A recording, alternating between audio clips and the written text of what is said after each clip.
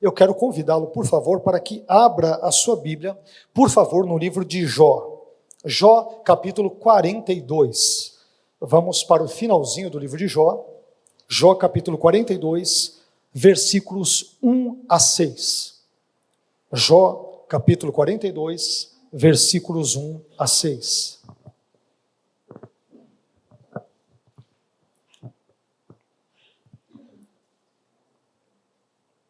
Diz assim a palavra do Senhor: Então respondeu Jó ao Senhor e disse: Bem sei eu que tudo podes, e que nenhum dos teus pensamentos pode ser impedido. Quem é aquele, dizes tu, que sem conhecimento encobre o conselho?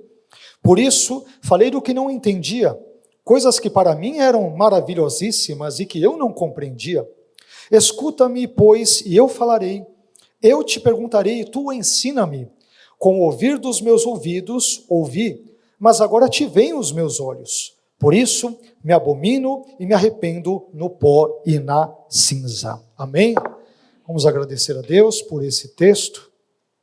E como sempre fazemos, vamos pedir a Ele que fale ao nosso coração, ao nosso intelecto, às nossas necessidades, ao nosso ser. Que o Senhor fale aquilo que nós efetivamente precisamos ouvir e que nesse ínterim Ele seja glorificado e nós sejamos edificados por meio da exposição da sua palavra. Amém. O Senhor é um Deus bondoso, o Senhor é um Deus gracioso, o Senhor é um Deus misericordioso, e nós te louvamos porque pudemos cantar parte dos seus gloriosos, magníficos, estupendos atributos na noite de hoje.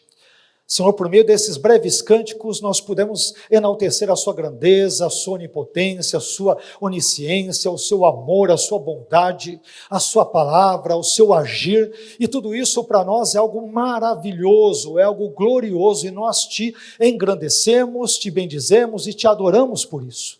Mas, Senhor, agora também acabamos de ler uma porção importante, uma passagem relevante das suas escrituras, e te pedimos, Senhor, que o Senhor nos dê condições, o Senhor nos dê graça, o Senhor nos supervisione neste momento em que estivermos aqui, trazendo reflexões, meditações, explicações e aplicações sobre a sua palavra. Abençoe a nossa mente, abençoe o nosso pensamento.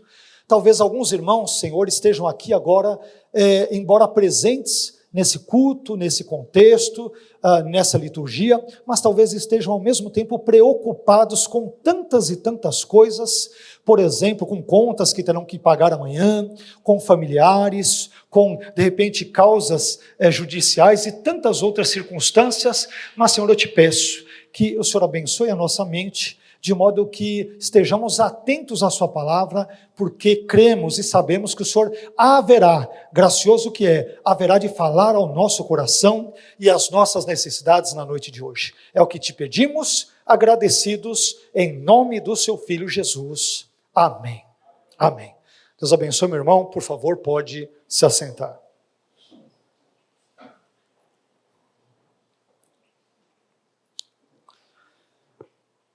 Tempos atrás, na verdade meses atrás aqui nesta igreja, eu preguei sobre o tema a prosperidade e a adversidade de Jó, tendo como base, naquela ocasião, os capítulos 1º e 2º de Jó. Parte do capítulo 2º, eu creio que os irmãos de forma geral devem se lembrar. E hoje, de certa forma, dando continuidade àquele tema, eu quero falar com vocês sobre o tema as reações de Jó diante das adversidades da vida. Falamos naquela ocasião sobre a prosperidade e a adversidade de Jó, no início do livro de Jó, e agora, caminhando um pouco mais para o finalzinho do livro, nós queremos ver algumas reações que Jó teve diante dessas adversidades que o acometeram ao longo da sua vida. E por que eu julguei que esse tema fosse e é importante, seja importante para a nossa vida? Porque passar por adversidades, todos nós, mais cedo ou mais tarde, em maior ou menor grau, passaremos por elas. Sejam essas adversidades quais forem, não é isso? Sejam elas financeiras, emocionais, ministeriais, espirituais, familiares, talvez conjugais, dentre tantas outras hipotéticas adversidades. Só que essa não é a pergunta, se passaremos ou não por adversidades, visto que as adversidades são inevitáveis na nossa vida. A grande pergunta aqui, e eu creio que Jó nos ajudará nesse sentido, é como reagimos diante das adversidades. O problema maior não é se passaremos ou não pelas adversidades, é certeza que passaremos. A grande pergunta é, ok, e daí? Mas como nós reagimos quando estamos no olho do furacão? Quando o sofrimento e a dor batem à nossa porta, quando nós perdemos o emprego, quando nós experimentamos uma série de adversidades, angústias, aflições e demais problemas que são comuns na vida de qualquer ser humano. Essa é a grande questão, como que nós reagimos às mesmas. E eu penso, meus irmãos, que Jó, nesse trecho que lemos, ele tenha muita coisa importante a nos dizer, a partir da experiência que nós vemos, que lemos e que compreendemos na vida dele mesmo. Bem, mas se nós quisermos entender melhor esse texto de Jó 42, versículos 1 a 6, que acabamos de ler, nós temos que retroceder, ainda que brevemente, aos 2 primeiros capítulos do livro de Jó. E quando nós voltamos aos 2 primeiros capítulos do livro de Jó, nós descobrimos que Satanás, sob a permissão de Deus, sob a autorização de Deus, sob o controle de Deus, ele tocou na vida de Jó, e como consequência disso, Jó passou então a experimentar os mais diversos tipos de sofrimentos, de angústias e de problemas na sua vida. Jó experimentou pelo menos 5 tipos de sofrimentos. Mencionamos isto quando falamos na outra ocasião sobre Jó capítulo 1, versículos 1 até o capítulo 2, versículo 9. Estou recapitulando algumas coisas e depois nós vamos ambientar esse texto para que os irmãos compreendam melhor onde eu quero chegar. Então, lendo Jó capítulos 1 e 2, nós descobrimos, nós vemos que Jó experimentou ao menos 5 tipos de sofrimentos. Em primeiro lugar, vemos que Jó experimentou o sofrimento financeiro, porque ele perdeu os seus 11.500 animais e muitos dos seus empregados. E, portanto, da noite para o dia, o homem mais rico do Oriente, conforme nos diz o prólogo de Jó, a introdução de Jó, este homem, ele acabou se vendo falido na bancarrota da noite para o dia. Em segundo lugar, Jó experimentou o sofrimento familiar. Ele perdeu simplesmente 7 filhos e 3 filhas, numa tacada só.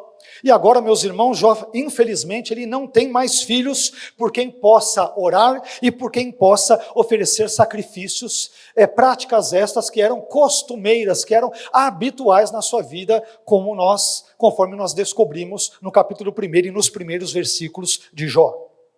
Em terceiro lugar, Jó experimentou o sofrimento físico. Ele foi afligido com feridas terríveis por todo o seu corpo. Ele perdeu a saúde física e, em razão disso, em consequência disso, ele começa a se coçar e a esfregar todo o seu corpo com um caco de louça. Tamanha era a dor ali que ele sentia naquele contexto, entremeada com coceiras e com tantas outras situações difíceis. Em quarto lugar, Jó experimentou o sofrimento conjugal. Quando lemos o texto bíblico, verificamos que ele experimentou a incompreensão da sua esposa, que diante de todo o seu sofrimento, ela ainda o incentivou a amaldiçoar a Deus. E por fim, em quinto e último lugar, Jó experimentou o sofrimento relacional. Ele sofreu ataques verbais e críticas por parte dos seus amigos, que por sua vez achavam que Jó estava sofrendo porque ele tinha alguma culpa no cartório, como nós costumamos dizer no nosso contexto cultural aqui brasileiro. Afinal de contas, a teologia dos amigos de Jó, como nós sabemos, quando estudamos a teologia do Antigo Testamento, era a teologia retributiva, ou teologia da justiça retributiva, ou a teologia chamada da lex talionis, a lei do tal e qual, isto é, a que se faz, a que se paga. E por isso, os amigos de Jó, eles raciocinavam, eles pensavam mais ou menos assim, premissa A: o sofrimento é consequência do pecado.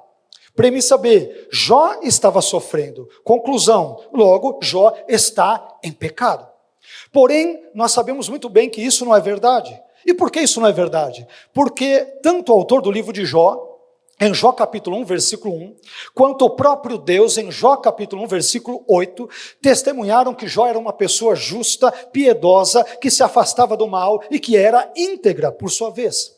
Bem, mas Jó capítulos 1 e 2, como vimos, nos apresentam, entre outras coisas, as adversidades que Jó experimentou ao longo da sua vida ou em parte da sua vida. E agora, passa-se o tempo, passa-se um determinado período, nós não sabemos quanto período, quanto tempo, porque os 42 capítulos do livro de Jó não nos dão esse tipo de informação, e depois de Deus romper o seu silêncio e falar com Jó, entre os capítulos 38 a 41, do livro de Jó, é claro, Jó então reage diante de todos esses acontecimentos adversos da sua vida, e Jó reage através de 5 formas bastante interessantes, e eu diria de novo, instrutivas. E nesse momento, portanto, nós vamos ver quais foram essas reações de Jó, depois de ter perdido tudo que perdeu, e depois de Deus ter rompido um silêncio ensurdecedor durante 37 capítulos da história de Jó. Deus, durante 37 capítulos, ele fica em silêncio e só vai romper o silêncio a partir do capítulo 38. Então, Deus fala com Jó nos capítulos 38, 39, 40 e 41. Então, depois disso tudo, depois de todas as suas perdas, e depois de tudo aquilo que Deus lhe diz, Jó então, entre outras tantas circunstâncias, ele reage peculiarmente, de forma interessante, e de novo, eu diria instrutiva, espero que seja para a minha vida e para a sua vida na noite de hoje. E lendo o texto, meus irmãos, nós aprendemos, entrando agora sim em Jó 42, eu aprendo que a primeira reação de Jó, diante disso tudo que eu contextualizei brevemente, a primeira reação de Jó foi a seguinte: Jó reconheceu a onipotência divina. Depois de tudo isso, depois de perder 11.500 animais, 7 filhos, 3 filhas, depois de perder empregados, depois de perder animais, depois de perder a compreensão da esposa, depois de perder a compreensão dos amigos, depois de perder a saúde, depois de experimentar 37 capítulos da sua vida, ou do livro que leva o seu nome, de silêncio, qual é a reação dele? Jó, em primeiro lugar, ele reconhece que Deus é todo-poderoso. Que coisa maravilhosa! Onde você encontra isso, pastor? Em Jó 42, versículos 1 e 2, que diz: Então respondeu Jó ao Senhor e disse, preste bem atenção ao que Jó vai dizer para Deus. Bem sei eu que tudo podes, e nenhum dos teus pensamentos, isto é, dos pensamentos de Deus, pode ser impedido. Que palavra de fé, de confiança, para alguém que estava na falência, perdeu tudo, perdeu 11.500 animais, perdeu 10 filhos numa tacada só, perdeu a compreensão da esposa, perdeu a saúde, tudo dando errado na vida. Como que esse sujeito reage? Eu sei que o Senhor continua no trono e que o Senhor é um Deus todo-poderoso. Que homem de fé! Que fé é essa?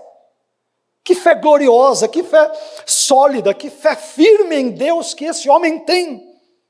E eu devo dizer, meus irmãos, já de início, que muitas pessoas, infelizmente, interpretam esse versículo de Jó, capítulo 42, e versículo 2, de forma um tanto quanto equivocada. Quando Jó diz a Deus, bem sei eu que tudo podes, Jó não está dizendo que Deus pode fazer qualquer coisa indiscriminadamente. Em vez disso, Jó está dizendo que Deus pode fazer tudo o que Deus lhe dissera nos capítulos precedentes, isto é, nos capítulos 38, 39, 40 e 41, que são o pano de fundo e que antecedem o capítulo 42 e esse contexto da fala de Jó. Esse é o contexto em que Jó diz, eu sei que o Senhor pode tudo. Observe que Jó, meus irmãos, mais uma vez, mesmo depois de perder os seus filhos, empregados, riqueza, saúde, compreensão da esposa, e etc, etc, etc, ele não blasfemou contra Deus, Ele não praguejou e também não culpou a Deus. Ele disse: eu bem sei que o Senhor pode todas as coisas. Em outras palavras, Jó reconheceu a onipotência divina. A primeira lição que nós temos aqui, portanto, é: pastor, como lidar diante da adversidade, diante da tragédia, diante da perda do emprego, diante do sofrimento, diante de uma doença, diante de problemas familiares, diante de problemas conjugais, diante de problemas em todos os contextos? Reconheça que Deus é todo poderoso, que Ele continua a reinar no trono do universo e que Ele é Senhor sobre a minha vida, sobre a sua vida e sobre as nossas circunstâncias diárias. Ele é Senhor sobre toda a nossa existência. Deus é todo poderoso. Aconteceu uma tragédia na minha vida, eu não estou entendendo nada, mas eu sei que Deus é todo poderoso. Olha que lição que Jó nos dá. Deus pode tudo. Ele continua a reinar. Eu não estou entendendo bulhufas, para mim está tudo obscuro, está tudo nebuloso, só vejo neblina, só vejo fumaça na minha frente, não enxergo nada, mas sei pela fé que Deus é todo poderoso, a Bíblia assim diz, e eu tenho experimentado isso na minha vida. Meus irmãos, e já que estamos falando sobre a onipotência divina, me permita discorrer, ainda que mais uma vez brevemente, sobre esse tema, sobre esse item que faz parte simplesmente da natureza divina. Segundo as Escrituras, Deus é todo-poderoso. E nós podemos ver essa onipotência divina em ação quando Deus, por exemplo, transforma a mulher estéril em mãe. A gente vê isso com Sara, com Ana, com tantas outras mulheres no contexto bíblico, vétero e neotestamentário. Quando Deus, por exemplo, cria e sustenta a sua criação, Jó capítulo 42 fala sobre isso, os capítulos 38, 39, 40 e 41 falam sobre isso, mas essa onipotência divina também é vista quando Deus escolhe e abençoa Israel. A gente vê isso em Isaías 43, versículos 1 a 15, por exemplo, especialmente no versículo 13, e também quando Deus salva os pecadores, como eu e você, sem ter a menor necessidade de nos salvar, sem ter a menor necessidade de fazer isso. Mas devemos deixar claro, mais uma vez, se vocês me permitem, que esses exemplos bíblicos que eu brevemente citei, são apenas uma amostra de uma pequena fração do que Deus pode fazer por meio da sua onipotência. Poderíamos citar a Bíblia toda, mas não temos aqui tempo para isso, nem é também o propósito e o objetivo dessa mensagem. Mas, pulando para a onipotência em termos conceituais, normalmente o senso comum, normalmente os cristãos, no melhor dos sentidos comuns, eles vão dizer ou vão entender que a onipotência significa que Deus pode fazer qualquer coisa. Então essa expressão pode nos induzir a erro, porque em certo sentido Deus pode fazer qualquer coisa, em outro sentido Deus não pode fazer qualquer coisa. Então nós temos que entender muito bem isso, por exemplo. O que nós queremos dizer, ou o que alguém quer dizer quando diz que Deus pode fazer qualquer coisa? É importante vermos que a Bíblia afirma categoricamente que Deus não pode fazer muitas coisas. Por exemplo, Deus ele não pode negar a si mesmo, diz o texto de 2 Timóteo, ali no capítulo 2, versículo 13. Deus não pode mentir, conforme Hebreus capítulo 6, versículo 18, Tito capítulo 1, versículo 2. Deus não pode criar outro Deus incriado, porque se ele criá-lo, ele será tudo menos incriado, ele será criado. Então, Deus não pode fazer todas as coisas. Entretanto, percebam aqui comigo que, longe de serem defeitos, essas impossibilidades apenas realçam o caráter coerente e santo de Deus, sendo limitações que Deus se autoimpõe. Não é ninguém e nada externo a Ele mesmo, ou que lhe seja extrínseco, que impõe esses tipos de limitações, mas Deus se autoimpõe as mesmas. Além disso, é importante também dizer que, mesmo um ser onipotente como Deus, ele não pode criar coisas que são contraditórias, como um círculo quadrado, o que é uma incompatibilidade lógica. Deus não pode fazer agora com que o passado não tenha acontecido, porque é uma óbvia contradição, o passado já ocorreu. E ele também não pode fazer uma pessoa realizar um ato livre. Deus não pode forçar uma pessoa a realizar um ato livre, o que seria igualmente uma contradição de termos.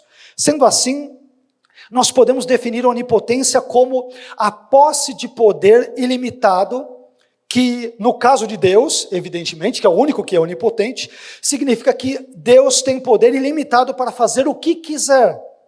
Cabe notar, entretanto, que essa posse de poder ilimitado não deve ser confundida como se fosse a onipotência de um poder tirânico. Alguém que é um déspota, é um sujeito que é um péssimo rei, um péssimo presidente, um péssimo governante, que é ditador, de forma ditatorial, ele impõe regras sobre as pessoas e assim por diante. Além disso, meus irmãos, nós devemos entender que uma pessoa onipotente, ela deve cumprir pelo menos duas condições. Primeira, ela é onipotente, no caso Deus, se puder realizar qualquer ação, desde que não seja lógica em termos aqui de contradição, ou das suas condições de forma geral. De novo, Deus não pode, como nós aprendemos quando estudamos filosofia, às vezes ali no ensino médio, assim por diante, às vezes os professores de filosofia levantam uma pergunta, que talvez você já tenha ouvido, ou já tenha se feito a mesma, que é: será que Deus pode criar uma pedra tão grande que Ele mesmo não consiga movê-la? É evidente que não, porque Deus é todo sábio. Então não faz sentido, Deus não faria uma coisa que não teria o menor cabimento. Ele é onipotente, mas é também onissapiente, Ele é todo sábio, Deus é todo inteligente. Então perceba que tem coisas que Deus evidentemente não fará. Além disso, esse ser pessoal, no caso Deus, é visto como onipotente se nenhum outro ser mais poderoso do que Ele puder ser imaginado. E esse é o caso. Nós cristãos, a partir das escrituras judaico-cristãs, isto é, Antigo e Novo Testamentos, desconhecemos qualquer outro ser, coisa, pessoa, causa, seja lá o que for, sobrenatural, ou físico, ou terreno, ou celestial, que tenha o mesmo poder que Deus. Só Deus é todo-poderoso. Só Ele e ninguém mais.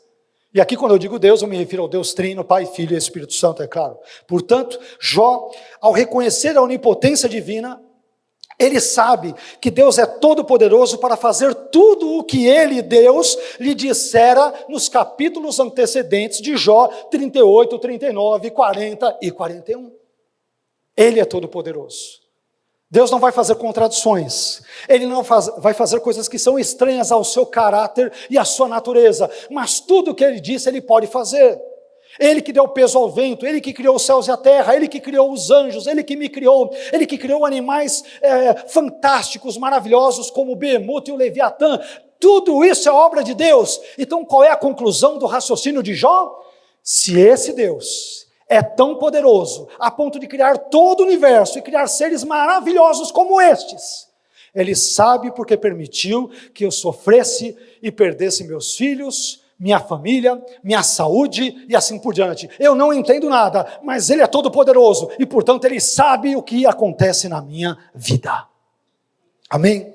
Essa é uma primeira conclusão a qual chegamos dentro desta reação de Jó.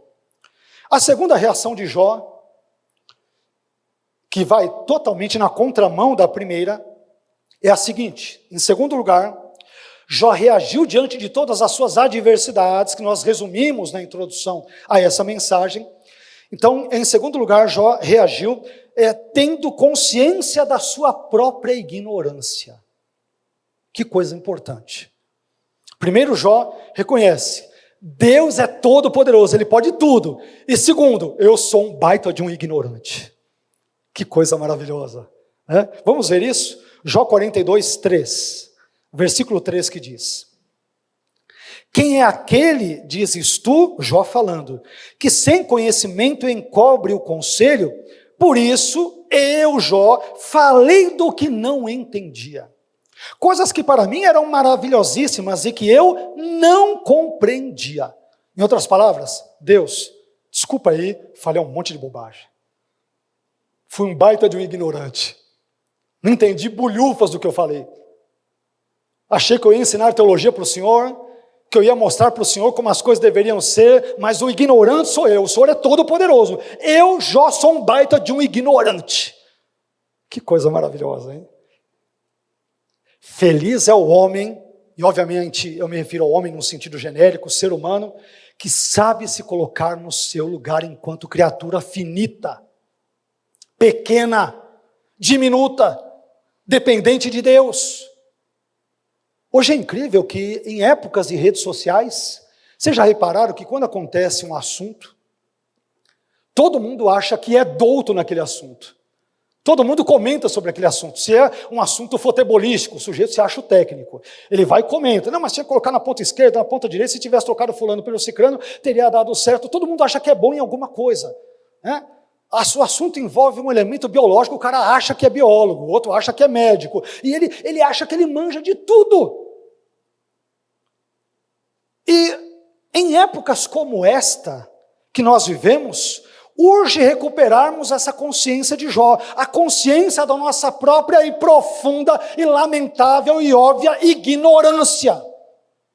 Nós somos ignorantes.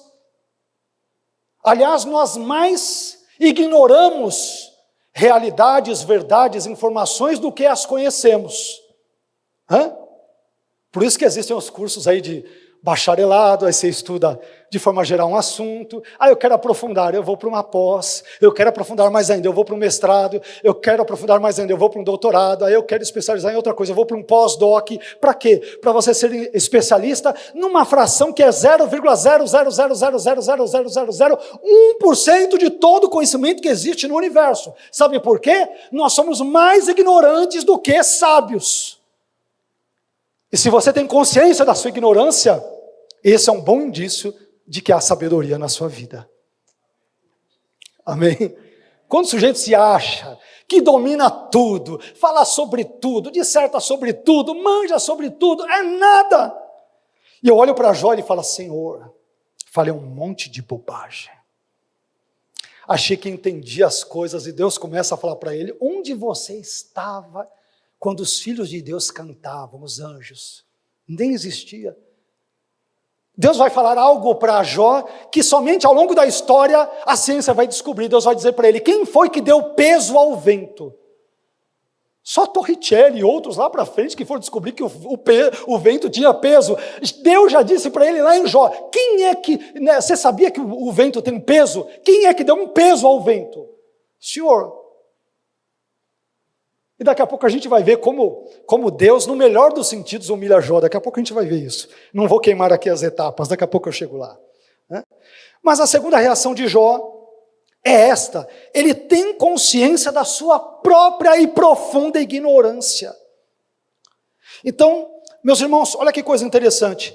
Entre os capítulos 38 a 41 do livro de Jó, Deus fez cerca de 60 perguntas para Jó.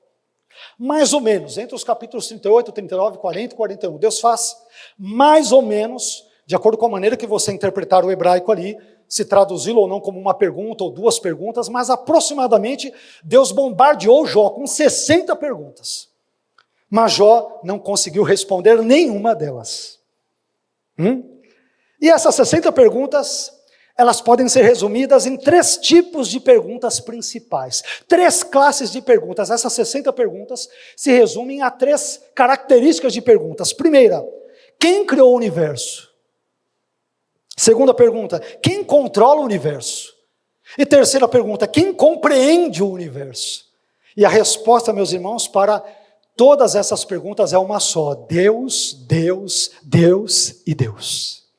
Então, diante desse contexto, é que Jó diz, Senhor, eu falei do que eu não entendi, daquilo que eu não compreendia, eu sou um tosco, eu sou um idiota, eu sou um ignorante, eu não entendi o que eu falei, eu não compreendo essas coisas. Em outras palavras, meus irmãos, Jó, mais uma vez, ele tinha consciência da sua própria ignorância sobre Deus, sobre o controle de Deus e sobre o universo que Deus criou.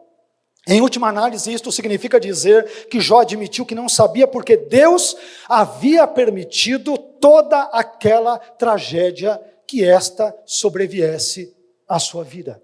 Ele disse, Senhor, eu não sei, eu não sei. Ele começa dizendo, o Senhor pode tudo. Depois, eu sou um baita de um ignorante.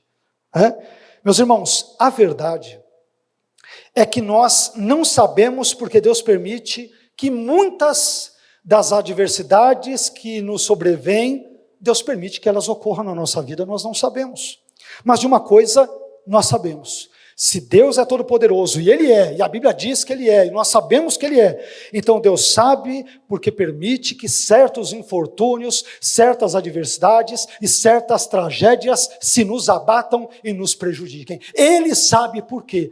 Porque Ele é todo-poderoso, é todo-sábio, mas nós somos ignorantes, muitas e muitas e muitas vezes, na maioria esmagadora das vezes. Por isso, tenhamos consciência da nossa ignorância, mas ao mesmo tempo tenhamos consciência de que Deus sabe exatamente o que faz, e o que permite que ocorra na minha e na sua vida. E isso é em tudo. Área familiar, conjugal, sentimental, espiritual, ministerial, física, financeira, o que quer que seja, Deus sabe de absolutamente tudo, porque permite ou deixa de permitir que tais acontecimentos, bons ou ruins, se nos sobrevenham. Ele sabe por quê. Eu não sei, mas Ele sabe. Essa é a conclusão de Jó.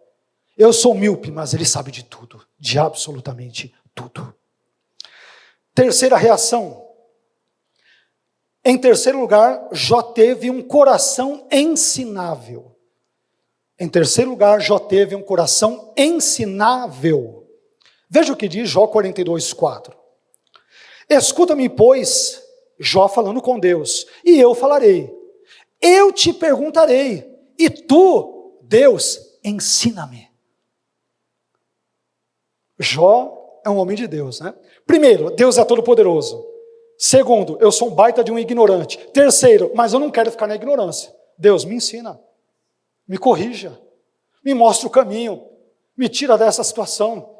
Eu quero mudar, eu quero conhecer aquilo que for possível de ser conhecido. Me ensina, Senhor, eu sou seu aluno, me instrua, me instrua. Irmãos, depois de ter perdido tudo na vida, filhos, empregados, animais, saúde, a compreensão da esposa e assim por diante, Jó, não sei se vocês vão concordar comigo, mas Jó ele poderia se revoltar contra Deus, poderia se revoltar com a vida, poderia se revoltar com o mundo e com tudo, como muitas pessoas fazem, não é isso? Muitas pessoas fazem, muitas. Teve um conhecido, hoje já deve ter falecido há muito tempo, que morava ali, era um morador de rua, na verdade, e ele vivia sempre ali na ruazinha onde minha mãe morava, onde eu nasci. Era um mendigo, chamava-se Frank. E quando nós conversávamos com ele, ele conhecia inglês, conhecia francês, conhecia alemão, e você falava para ele, mas Frank, o que você está fazendo na rua? Por que você não volta para sua família? E ele falava, não, minha mãe não quis saber de mim, meus irmãos viraram as costas, depois tentaram vir atrás de mim. Eu falei, então, por que você não perdoou? Falamos sobre o perdão hoje. Por que você não os perdoou? As pessoas erram. Ele falou, não quero saber mais dessa gente. Agora eu vou viver na rua, vou morrer na rua, revoltado com Deus, com o mundo, com a família, com tudo, e eu não estou tirando a razão dele de ficar, magoado com as pessoas. Muitas vezes as pessoas nos machucam, e nós machucamos muitas pessoas, esse é o fato. Isso é uma via de mão dupla. Somos machucados, mas às vezes ferimos também. As duas coisas. Não só recebemos dores, nós também impomos dores, às vezes, sem querer ou querendo, em alguns casos, às pessoas. E ele ficou magoado com Deus, com o mundo.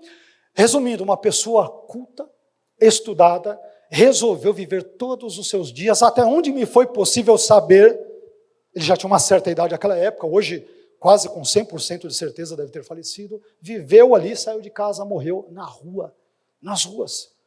Tendo um futuro, outros olhariam para ele e diriam, esse cara tem um futuro promissor, é inteligente, é culto, é educado, mas está magoado com a vida, está nervoso com a vida, está revoltado com Deus, com a família e com tudo.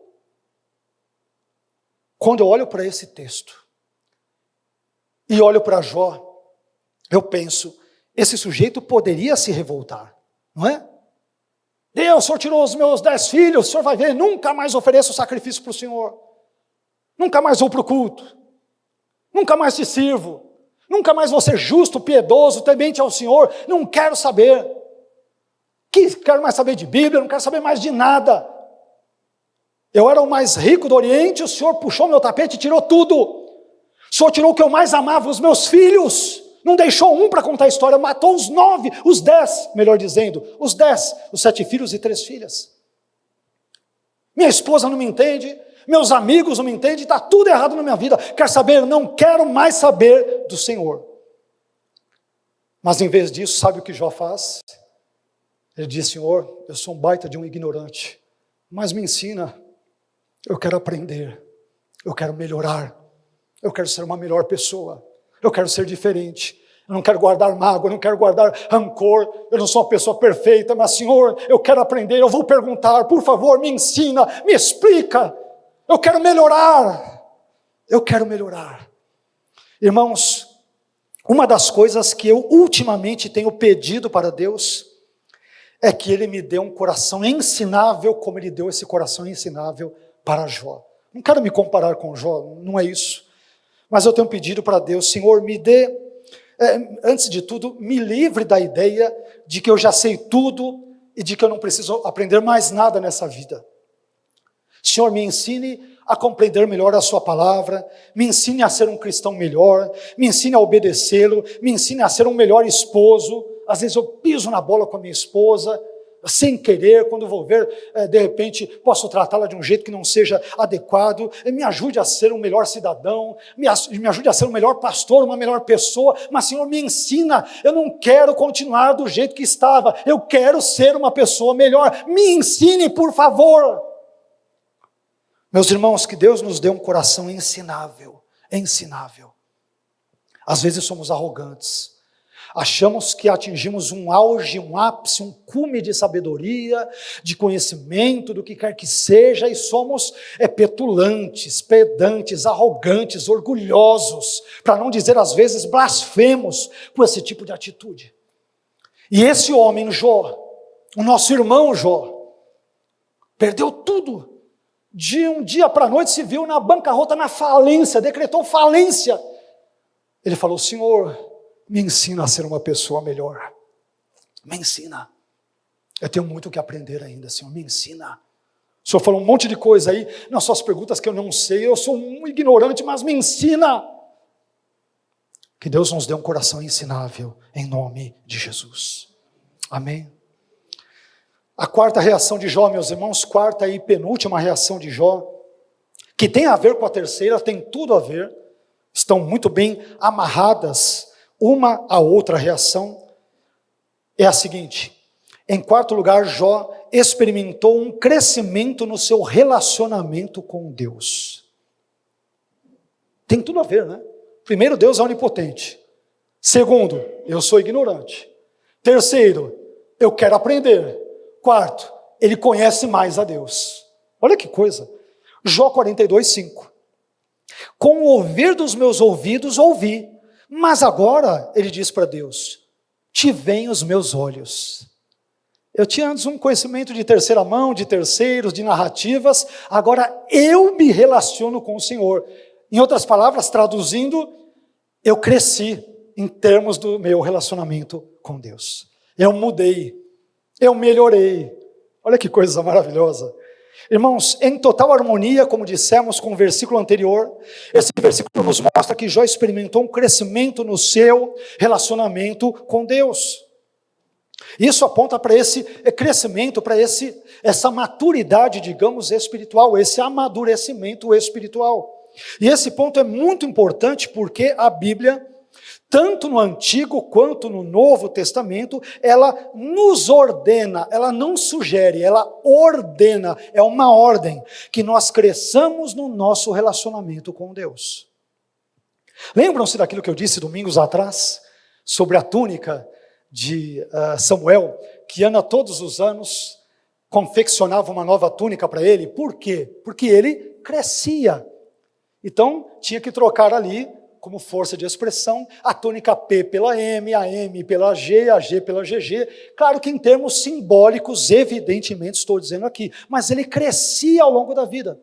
E naquela ocasião, na abertura de um dos cursos, eu comentei com vocês que tem pessoas que têm 30, 20, 50 anos de igreja e são nanicos espirituais, nunca crescem. Nanicos. O autor de Hebreus vai dizer, poxa, pelo tempo vocês deveriam ser mestres.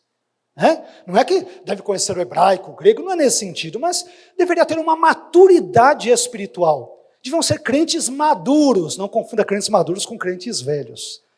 Tem muito crente velho que é infantil, em termos de maturidade espiritual. E tem crentes mais jovens que são mais maduros. Estou falando de maturidade, não de longevidade. Não confunda as coisas. Mas a Bíblia nos ordena que nós cresçamos, nós devemos crescer no nosso relacionamento com Deus.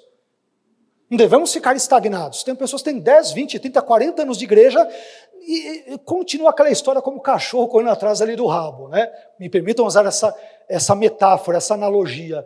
Nunca sai do mesmo lugar, aquela vida espiritual minguada, apequenada, não cresceu na vida de conhecimento da Bíblia, na vida de oração, na vida de comunhão com os irmãos, na vida de comunhão com Deus, na vida de amor à igreja, de serviço ao reino. É aquele crente minguado, nanico, é um anão espiritual. Olha o que a Bíblia diz. No Antigo Testamento, em Oséias 6,3, por exemplo, o profeta Oséias conclama o povo de Deus ali a crescer no seu conhecimento, no seu relacionamento com o Senhor. Oséias diz, conheçamos e prossigamos em conhecer ao Senhor. Conheça e prossiga em conhecê-lo. Ok, eu estou conhecendo a Deus, vai mais longe. Ok, eu estou indo, vai mais. Não, mas já está, vai mais. Vai e vai, porque nunca vai chegar um momento, meus irmãos, nem na eternidade, quando alguém vai se tornar expert em Deus. Olha, aquele cara é bom em Deus, eu até dou risada, eu brinco, né? Com os títulos norte-americanos, onde o sujeito adquire o grau de doutor, então ele é doutor em divindade, ou seja, eu manjo de Deus. É claro que não é esse o sentido, eu estou brincando aqui, né? Mas o doutor em divindade, nós nunca seremos bons em Deus. Você pode ser bom em muitas coisas. Pode ser bom em fazer pão, farinha, né? Em pescar, não é isso? Em tantas outras situações, em mexer com o mercado financeiro e assim por diante. Nós podemos ser bons em muitas coisas, mas jamais seremos bons em Deus. Não, peraí, Deus é a minha área, eu manjo de Deus. Olha isso. É até ruim falar isso, né? É muita arrogância, é muita petulância, né? Não, eu manjo, aqui é a minha área de domínio. Né? Não, escutemos Oséias, conheçamos e prossigamos em conhecer o Senhor. Eu já li a Bíblia, leia de novo, eu já orei, ore de novo. Eu já me santifiquei, santifique-se de novo. Ah, não, mas eu acho que eu já cheguei no auge, então isso realmente prova que você tem que ler a Bíblia de novo, orar de novo, se santificar de novo, porque você não entendeu coisa nenhuma. Conheçamos e prossigamos em conhecer o Senhor. Já no Novo Testamento, meus irmãos, em 2 Pedro 3,18, parte A, o apóstolo Pedro, ele dá uma importante e conhecida ordem aos crentes. Ele diz, antes crescer na graça e conhecimento de nosso Senhor e Salvador Jesus Cristo. Cresça na graça. Como que podemos crescer na graça? Se a graça é algo que nós não fazemos, é Deus quem faz. Então cresça nesse deixar-se que Deus faça na sua vida, que opere na sua vida, que domine na sua vida, entregue-se aos cuidados de Deus e deixe Deus agir na sua vida. E cresça no conhecimento de Jesus. Cresça nesse conhecimento. É crescer. Portanto, meus irmãos, na vida cristã, nós não devemos dar lugar ao conformismo, ou eu diria, à estagnação no nosso relacionamento com Deus. Devemos sempre crescer no nosso relacionamento com o Senhor. E como nós fazemos isso? Essa é a grande pergunta. Pastor, ok, eu comprei essa ideia, eu entendi que eu devo crescer no meu relacionamento com Deus, então como eu posso fazer isso? De várias formas. Vamos citar brevemente, rapidamente, apenas algumas delas, das mais comuns. Como que podemos crescer no nosso relacionamento com Deus? Primeiro, cultivando uma vida de leitura e de estudo da Bíblia. Segundo, cultivando uma vida de oração. Terceiro, cultivando uma vida de santificação. Quarto, mantendo comunhão com os irmãos. Quinto, participando dos cultos e assim por diante, etc, etc e etc. Esses são os rudimentos da fé cristã. São os fundamentos, são os elementos básicos da vida cristã. Assim nós vamos poder crescer no nosso relacionamento com Deus. Mas não se esqueça, Jó experimentou um crescimento no seu relacionamento com Deus. Perdeu tudo: animais, saúde, bens, empregados, saúde, compreensão da esposa, perdeu tudo. Ele poderia fazer, como nós mencionamos agora, poderia dizer: eu não quero saber de mais nada nessa vida. Mas ele, com a graça de Deus e pela graça de Deus, ele experimenta um relacionamento grandioso, maravilhoso e profundo com Deus. As adversidades têm esse papel pedagógico importante. Elas nos ajudam a crescermos no nosso relacionamento com Deus. Por quê? Já mencionei isso em várias outras mensagens e contextos. Quando nós sofremos, nós nos tornamos mais sensíveis à voz de Deus. Não é isso? O sujeito está sofrendo, passando por um problema, e você vai ver, de repente, claro que pode ocorrer o efeito reverso, eu sei disso. Mas, muitas vezes, o que acontece? Está no meio do sofrimento, do olho do furacão, começa a vir aos cursos de oração, não vi em nenhum deles, começa a vir nos cursos de oração, começa a vir a escola bíblica dominical, né? Começa, eu estou me incluindo no pacote, viu? Não estou falando para vocês, estou falando para nós, eu estou no pacote, né? Eu falando para vocês e para mim, né? Então a gente começa a ter um probleminha, começamos a jejuar, não jejuávamos há anos, né? Começamos a jejuar, vamos orar, e vamos ler a Bíblia, e nos preocupamos em fazer planos de leitura da Bíblia. Por quê? Porque o sofrimento bateu à porta. Quando eu vejo aqui Jó dizendo: Senhor, com o ouvir dos meus ouvidos ouvi, antes eu ouvia do Senhor, mas agora te vejo nos meus olhos. Todo esse contexto de turbulência, de adversidades, de problemas, de sofrimento, de perdas, dos filhos, do dinheiro, de tudo, fez com que ele conhecesse a Deus mais profundamente. Às vezes queremos conhecer a Deus de forma mais profunda, mas Deus pode permitir meios para isso que não sejam muito desejáveis por nós. Deus pode usar mecanismos dos quais não gostemos muito, para que nós nos aproximemos dele e para que saibamos que ele é todo poderoso, que ele é isso e aquilo. A pedagogia de Deus é meio esquisita, viu, irmãos? A escola de Deus, os alunos que são matriculados na escola da aflição, eles têm um pedagogo divino que às vezes tem lições meio esquisitas e dificílimas de serem engolidas. Mas são lições de Deus, eu vou fazer o quê? Fazer o quê? Bem, em quinto e último lugar, a quinta reação de Jó, muito interessante nesse contexto, foi a seguinte: Jó, em quinto e último lugar, ele se arrependeu dos seus pecados. Que interessante. Jó 42:6. Por isso me abomino e me arrependo no pó e na cinza. Aqui a palavra hebraica para arrependimento, o verbinho hebraico naham, ele aparece num tronco que aponta para a ideia de encontrar arrependimento. Encontrar arrependimento. É muito interessante.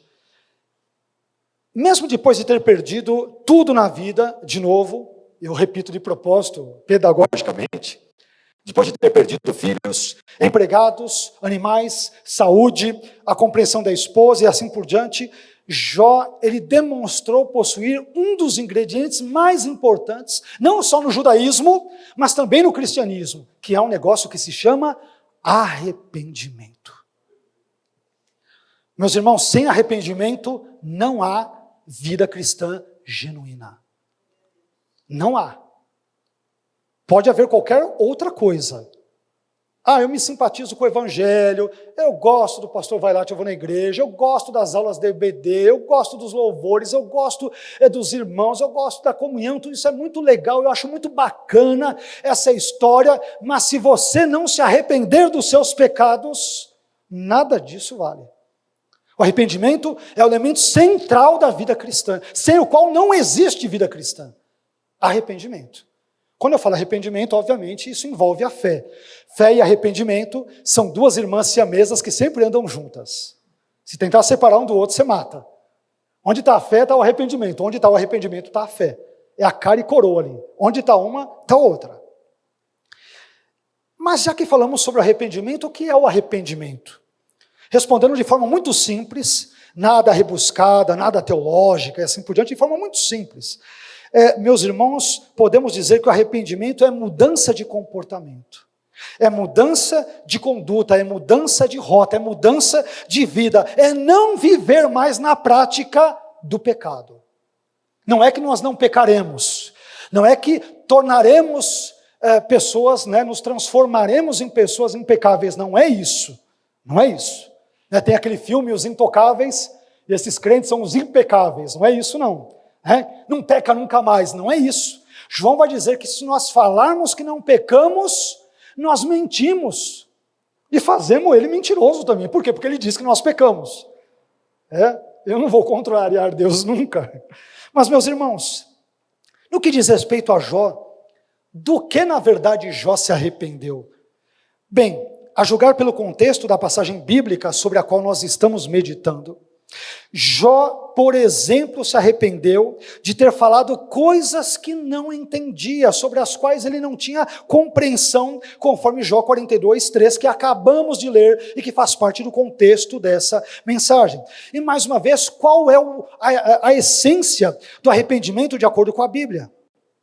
A essência do arrependimento, ela pode ser encontrada em um texto que eu já citei aqui várias vezes, que é Provérbios 28:13. A essência do arrependimento encontra-se em Provérbios 28:13, que diz: o que encobre as suas transgressões, traduzindo, lança-as para debaixo do tapete, fica ali diante de Deus como se Deus não soubesse, onisciente que é. E coloca para debaixo do tapete, ninguém está vendo, o pastor não está vendo, os irmãos da igreja não estão vendo. Então, o que encobre as suas transgressões nunca prosperará, nunca vai dar certo, pelo menos não diante de Deus. Diante dos homens pode ser, mas eu desconfio que não vale a nada. O importante é ser próspero diante de Deus. Então, o que encobre as suas transgressões, entenda-se pecados, nunca prosperará. Aí vem o segredo. O que é arrependimento, o autor de Provérbios? O que é? Mas o que as confessa, primeira coisa, e deixa, segunda, alcançará misericórdia. Portanto, meus irmãos, o arrependimento, em essência, ele consiste em duas atitudes da nossa parte. Primeira, confissão do pecado, e segunda, abandono do pecado. É confessar, Senhor, fiz isso e aquilo, agi desse jeito, mas me dê graças, porque eu não vou fazer isso de novo. Mas pastor, se eventualmente eu cair de novo, você vai confessar de novo, e vai pedir perdão de novo, e vai com a graça de Deus, obter forças para mudar de rota, para mudar de caminho, para mudar de vereda, e ser uma pessoa transformada por Deus e pelo seu poder. Portanto, meus irmãos, não basta apenas confessarmos os nossos pecados, nós temos também que abandoná-los. Que lições maravilhosas Deus nos dá por meio desse texto de Jó. E assim, eu gostaria de concluir a pregação de hoje, recapitulando brevemente os principais pontos da nossa mensagem. E de forma geral, nós aprendemos hoje, que Jó, diante das adversidades, muitas que ele experimentou ao longo da sua vida, ele reagiu de 5 formas, muito instrutivas para mim e para você. Primeiro, Jó reconheceu a onipotência divina. Segundo, Jó teve consciência da sua própria ignorância. Terceiro, Jó teve um coração ensinável. Quarto, Jó experimentou um crescimento no seu relacionamento com Deus. E quinto, Jó se arrependeu dos seus pecados. Que essas verdades estejam presentes na minha e na sua vida, hoje e sempre, em nome de Jesus. Amém? Por favor, vamos ficar em pé.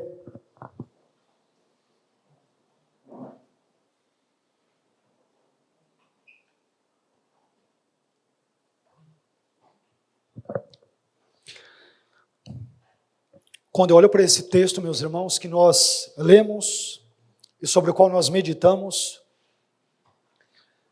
eu descubro que nós podemos reagir de forma positiva diante dos problemas da nossa vida.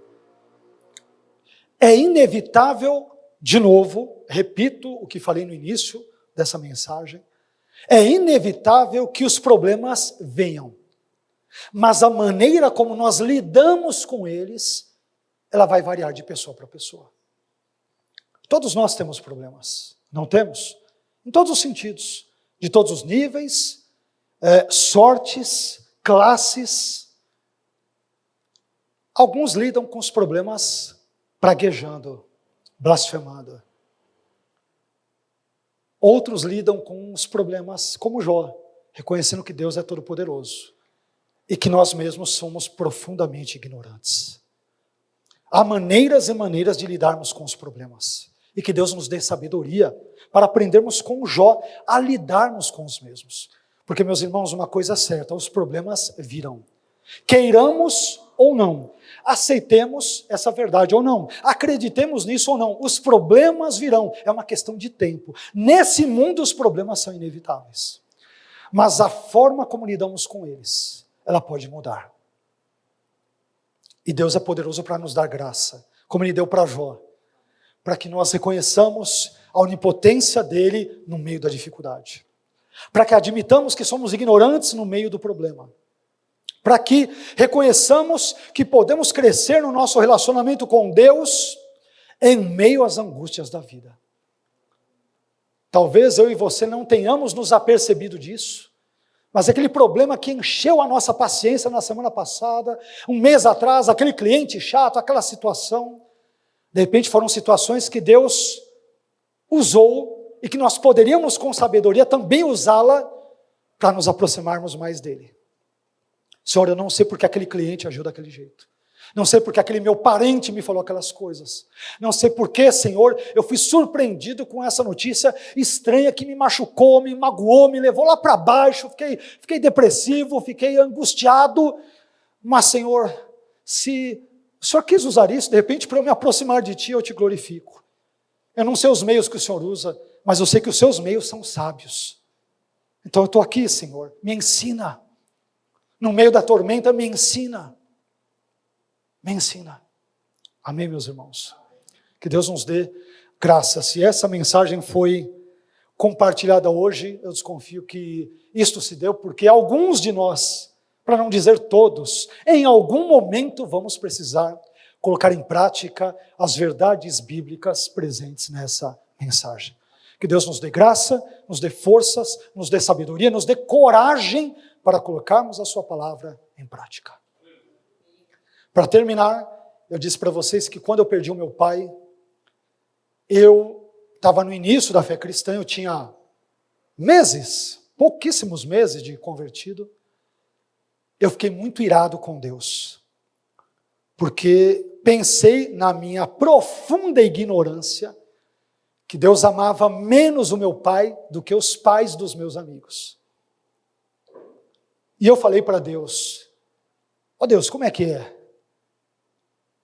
O Senhor ressuscitou o filho da viúva de Naim, ressuscitou aquele soldado que tocou nos ossos do profeta, ressuscitou Lázaro, e o meu pai morreu e ficou por isso mesmo? O Senhor ama menos o meu pai é menos importante do que esses outros? É isso? Até que eu li Daniel capítulo 3. Me deparei com o exemplo daqueles 3 jovens, lançados na fornalha. E quando o rei os ameaça, olha, um monte de músicas, de instrumentos vão ser tocados, e quando vocês ouvirem, se encurvem diante da estátua, senão vai todo mundo para a fornalha. E eles disseram algo que Deus usou como um furacão para arrancar as escamas espirituais dos meus olhos. Aqueles jovens disseram, Deus, ó rei, é quem pode nos livrar. E se não, fique sabendo que nós não vamos nos encurvar diante dessa imagem. Eles entenderam que era onipotência. A onipotência significa que Deus é todo-poderoso, mas não porque Ele é todo-poderoso, Ele vai ter que fazer algo na minha vida, como por exemplo ressuscitar o meu pai e impedi-lo de morrer. Ele pode fazer isso, mas Ele pode também não fazer, e Ele continuará sendo Deus.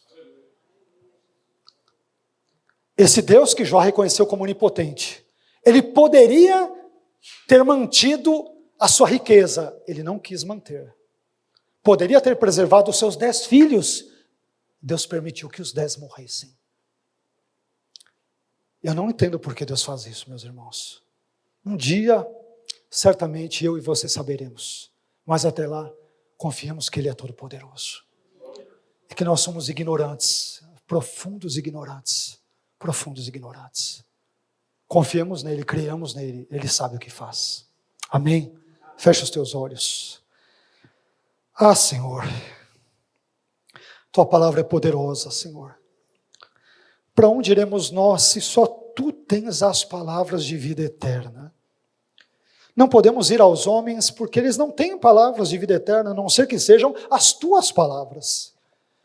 Podemos ir ao expert, ao especialista, ao habilidoso, ao douto, aquele que se profissionalizou naquele assunto e que é muito bom naquilo, mas somente Tu, ó Deus, tem as palavras de vida eterna. E Tu sabes do que nós precisamos de Ti nessa noite. E se essa mensagem foi pregada, eu creio e sei que não foi em vão. O Senhor quis falar conosco dessa forma na noite de hoje aqui. Talvez alguns dos meus irmãos e irmãs estejam passando por adversidades, talvez não iguais, é claro, às de Jó, às enfrentadas por Jó, mas talvez alguns dos meus irmãos estejam com problemas financeiros graves, problemas de saúde física sérios, com tantas outras circunstâncias, com familiares, com amigos, com parentes, situações muito difíceis, Senhor, o aperto é muito grande. Ah, Senhor, eu Te peço que como o Senhor deu graça para Jó, para passar por esse turbilhão de adversidades, e conseguir enfrentar isso com a Sua graça, com a Sua presença, com o Seu esclarecimento, com a Sua palavra, faça isso também, por favor, eu Te peço, eu Te imploro, na vida desse meu irmão, na vida dessa minha irmã. Só ele, Senhor, e Tu mesmo sabem o que ele está passando.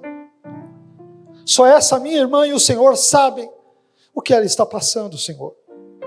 Nós não sabemos, podemos ter um vislumbre muito tosco disso, mas o Senhor sabe o que o meu irmão e a minha irmã estão enfrentando nesse momento. E eu Te peço, ó Deus, não deixe o meu irmão e a minha irmã sós. Esteja com eles, ajudando-os, consolando-os, auxiliando-os, iluminando o entendimento deles para agirem de maneira X, Y, Z, que o Senhor lhes dê sabedoria, que o Senhor lhes faça companhia, que o Senhor os abrace, que o Senhor os guie pelos seus caminhos, pelas suas veredas, mas não nos deixe sós durante esses momentos difíceis da nossa vida, Senhor. Nós precisamos de Ti. Ah, Senhor, depois de tanto tempo, 37 capítulos, em silêncio, o Senhor fala então com Jó. Jó entende aquilo que o Senhor lhe diz, e ele vê o Senhor como um Deus todo-poderoso. Ajude-nos a ter esse tipo de perspectiva diante dos nossos problemas diários, diante das nossas adversidades diárias. Não somente isso, ajude-nos a nos colocarmos no nosso devido lugar. Somos ignorantes, profundamente ignorantes, mas ajude-nos também a crescermos no conhecimento do Senhor. Como Jó, Senhor, antes ele conhecia o Senhor de ouvir, mas depois ele disse que os olhos dele o viam. E por fim, Senhor, Jó se arrepende dos seus pecados. Nos ajude a fazer isso também nessa noite e ao longo da nossa existência nesse mundo. Ajude-nos a confessarmos os nossos pecados e a abandoná-los. Nesse exato momento, que o Senhor traga à nossa memória aqueles atos, aquelas práticas, aquelas situações que às vezes praticamos e que nos proporcionam um certo prazer, mas que sabemos que a Sua palavra chama de pecado. Ajude-nos a confessar e a deixar os nossos pecados, para que pela Sua graça alcancemos misericórdia, como Jó alcançou. Te louvamos te bendizemos e te adoramos. Receba esse culto, receba a nossa oração.